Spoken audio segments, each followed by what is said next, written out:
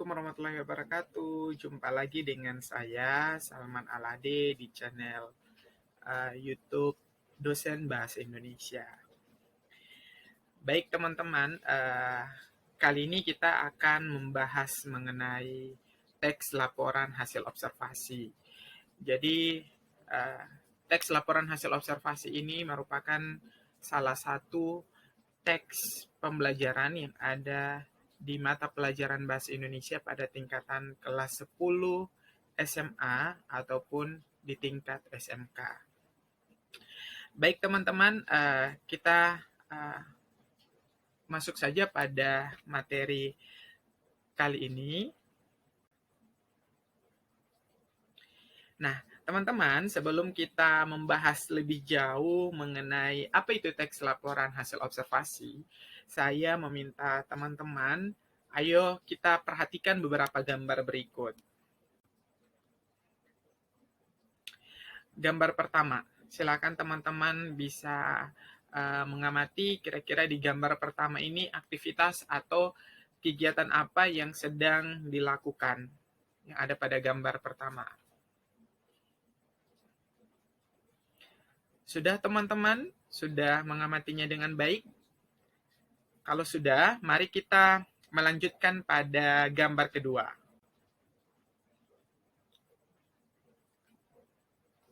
Nah, silakan teman-teman diamati gambar kedua. Kira-kira dari gambar kedua ini menggambarkan satu aktivitas apa, teman-teman?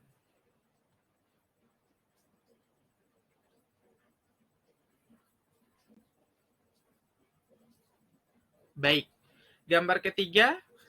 Nah, gambar ketiga coba teman-teman perhatikan dari gambar ketiga ini aktivitas apa yang sedang dilakukan oleh seseorang yang ada di gambar ketiga ini.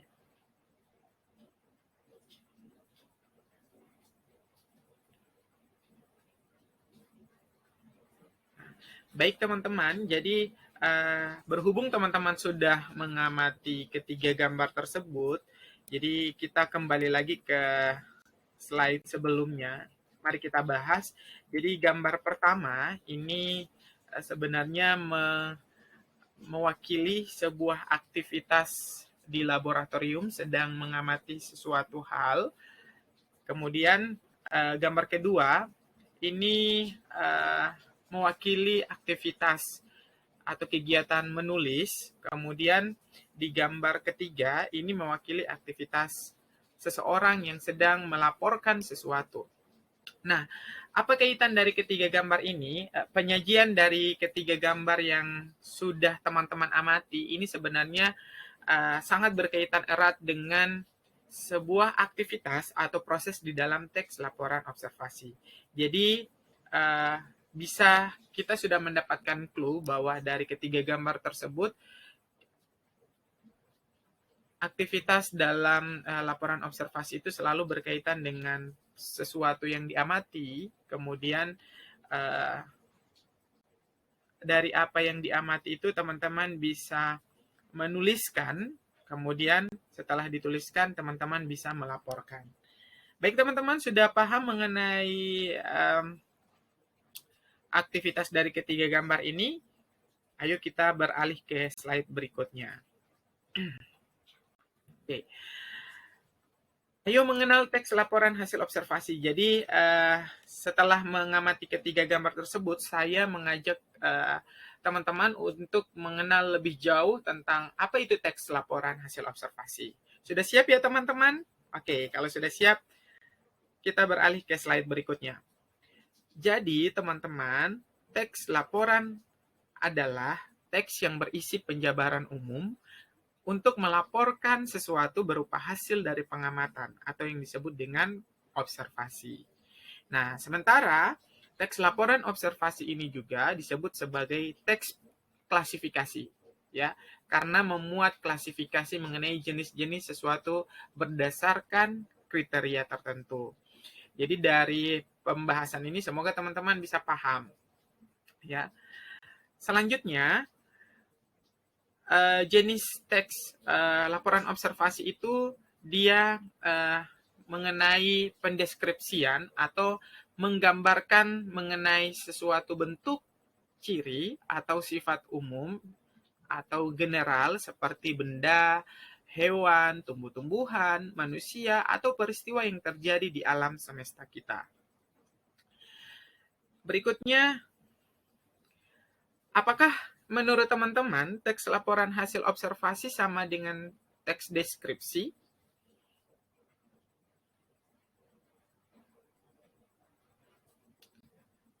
Baik, teks laporan hasil observasi itu tidak sama dengan teks deskripsi.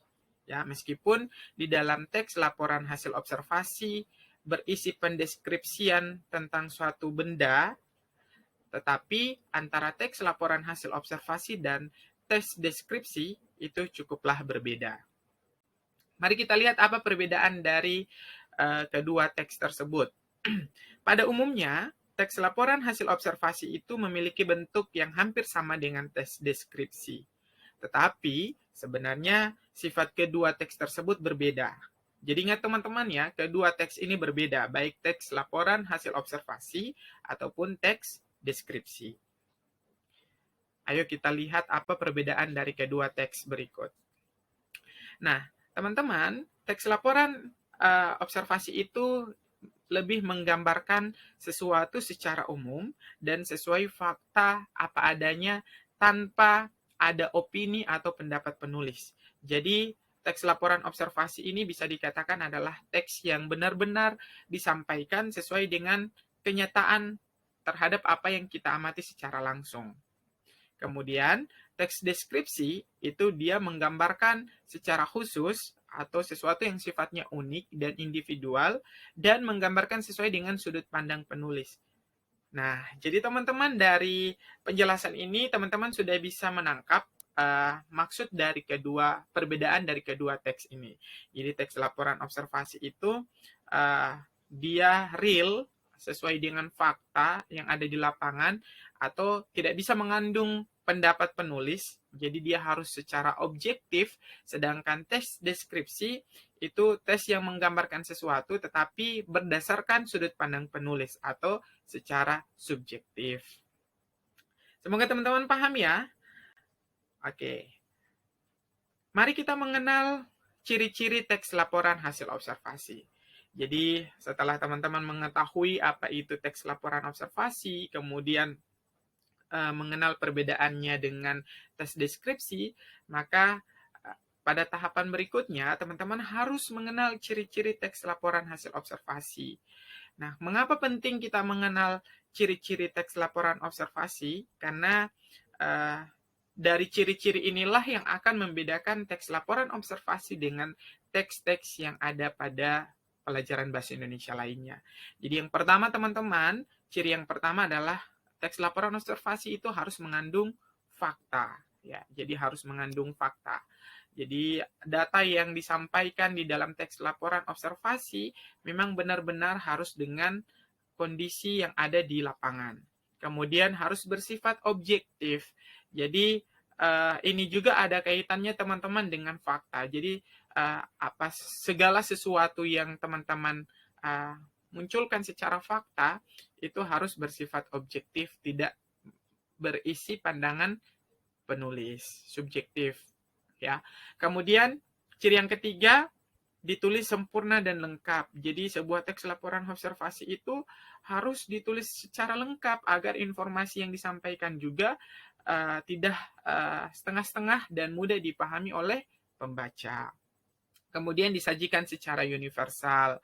Jadi memang teks laporan observasi itu tidak secara spesifik merujuk pada satu benda, tapi kita harus menyampaikan segala sesuatu yang kita temukan apa saja yang ada di dalam observasi kita.